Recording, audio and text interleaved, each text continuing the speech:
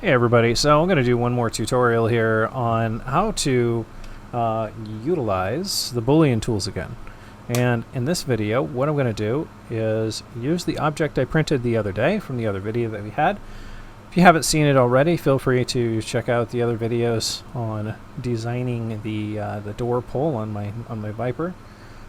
It's essentially a mocking up this object here, which was the original, and making a remake of it, but with a couple of changes. Namely, better material on the bottom, because the bottom was a little thin here, and I believe that's part of the reason these are prone to crack. Above and beyond that, though, what I did was I didn't use support material when I printed this. For those who are new to 3D printing, support material is the option to essentially print a structure of thin lines with the plastic back and forth, cross each other, and you build them up in layers so that when you get to an object that perhaps is flat, like the bottom of this, in midair, you can print those layers. Because you obviously can't just start printing in midair. You know, if you're going back and forth, it's going to fail because it has nothing to stick to. However, there is a technique called bridging. And bridging is what it sounds like. You're printing quickly and across at different temperatures, and if you are able to do it successfully, depending on how big the bridge is, then what you'll get is not the greatest looking layer. In fact, I'll see if I can get this up to the camera here and just kind of move it back and forth, and you might see it looks a little stringy in there, if you're able to see it. And that is because that part is bridged. The rest of the layers look perfect. They look great, all the way down to the bottom. Perfectly smooth.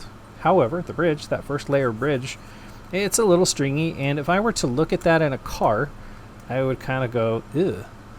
So what we're going to do is we're going to cover it up. Now, the screw holes, they are perfectly functional, and they're good. And we're going to leave those. Those are strong and in a good spot. But what I want to do now is use a little bit of TPU, which is a flexible filament, if you're new to 3D printing. That is thermopolyurethane, and it is a form of urethane that is flexible and can be printed easily. That I shouldn't say super easily, depending on your printer. I have a Prusa Mark IIIS. The MK3S doesn't print TPU very well slowly. I have a different hot end for mine, and if anybody is interested, I am using the Bondtech large gear extruder. It prints TPU wonderfully. So what we're going to do with these Boolean tools is we're going to take this curve that you see on my screen here, which was removed from this over here, and we are going to essentially extrude this up.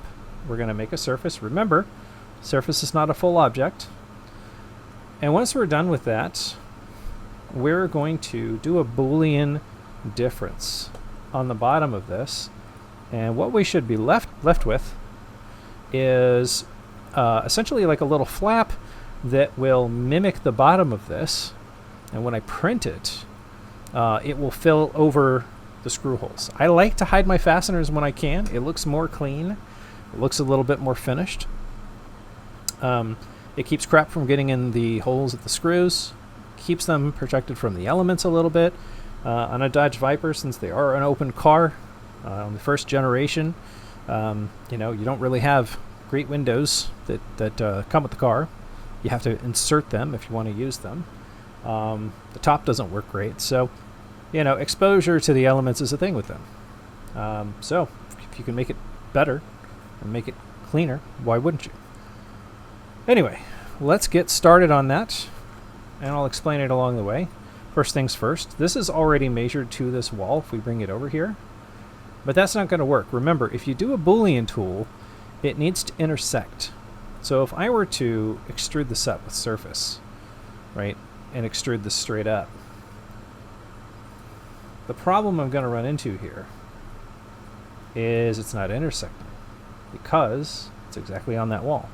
That's what we don't want, right? We want to be able to have a difference. So what we're going to do instead is we are going to scale this guy just a little bit. Now remember, the walls on this The walls were 4 millimeter. So we really only want 1 or 2 millimeters on each side. That's probably good right there. And now we're going to go to surface, and we're going to extrude straight up. And we want to give it a little bit of extra material. We probably don't want to go really far. Just enough to print this guy. Let's see how far in that goes, and if it's going to be a problem. Let's line this up over here with this. We're going to make that go just a little past the wall. It does on both sides. What we don't want is this poking out from the bottom down here, which it is a little bit. So that's going to be a little bit of an issue, but we'll figure that out when we get there. So now let's do the next thing. Let's make this an object. What do we have to do that? Cap planar holes. Cap all the surfaces. Now this is a solid object. That's what we want. So this needs to actually come down here to the bottom, which is where that set of fasteners are. And we're going to need to take a look here, because what we want to do is we want to do a difference. Alright, so now that we've got this, we're running into some interesting issues, right? So I made a little backup over here in case we want to start over, because sometimes doing this takes a little bit of working on the things that you're running into. In this case, what we're going to do is we're going to try and trim these corners off down here that we don't want. And we are going to make some solid surfaces, and we're going to use our Boolean tools to get rid of those surfaces.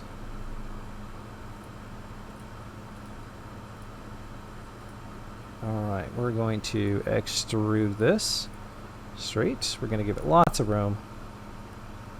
Move this down. We're going to cap the planar hole, so this is now solid. We're going to do the same over here. We're going to go to surface, extrude curves, straight. Give it lots of room. Alright. Cap planar holes. Okay. Now we're going to do a difference of those. That should get rid of our corners that we don't want. It did. And so this fits that profile. That's what we're looking for. But the problem is it ain't going to print well like this. We need this whole cutout down here in order for this to really work the way we want it. So now let's see if we can do a Boolean difference. We're going to copy this to back it up. We're going to do difference. We actually want to select the subject. I'm sorry. We're going to do a difference here. Select our primary object. There we go. We got our flap. Okay. But now I know what you're thinking. Uh-oh, the object's gone. What now? It's fine. We're just going to paste. That's it. That's all there was to it. All right, so now we've got this. We're going to drag this out. We're going to take a look at it, see how it looks to print. This is a perfectly flat surface right here, so that's easy. We've got some nice little edges down here. Those are going to snap in nice around the bottom. So what we've got here is something that is going to print well, sit well, and snap in place. So what's going to happen is when I put this in the car and I screw this in, I'll have this nice little flexible TPU flap.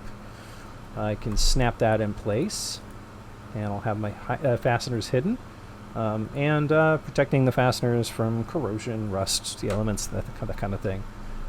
Again, in a normal car, this is not as much of a problem, but with the Vipers, since anytime you're outside, you're exposed, it's kind of just a nice extra step. Not to mention, like I said, cleaning up fasteners just looks better. If you are looking at an interior and you're looking at like a really nice Italian car, those cars, oftentimes, they have a habit of hiding their fasteners. They don't like to expose all the screws and all the bolts. Lamborghini is a prime example of this. On their 80s cars, they often hid the fasteners in the most interesting places. So trying to take apart a console is almost like a puzzle. You need to know which flap to pull up first to get that first screw. And when that comes out, another piece gets exposed. That's got some screws. Those pieces come apart. And it just slowly comes apart as like a giant puzzle. But when it's put together, it's just like, it looks like one solid, flowing, perfect piece. It's just, you're kind of like, well, how was that assembled? That's interesting. But it looks great. And that's kind of something that I like to carry into some of my regular designs, which is hiding fasteners. And I'm certainly not going to say that I'm on a crazy level of design or engineering, but it's just trying to do a little extra when you do your work. So looking at things like the bottom on here, where it's going to be flat, it's going to resist cracking better. That's going to be more structural. Looking at laying the edges to clean those up a little bit, making them look a little nicer. Being able to hide your fasteners. Being able to sink the screw holes a little bit better than the way it was stock. These are all just nice little improvements that if you're going to print a part, you may as well just take your time and do it right. No need to half-ass it. Anyway, I hope you found that useful. If you have any questions, comments, leave them down below. Always happy to take requests too. If there's some interesting functional stuff you think I could work on. And as always, I hope you have a wonderful week.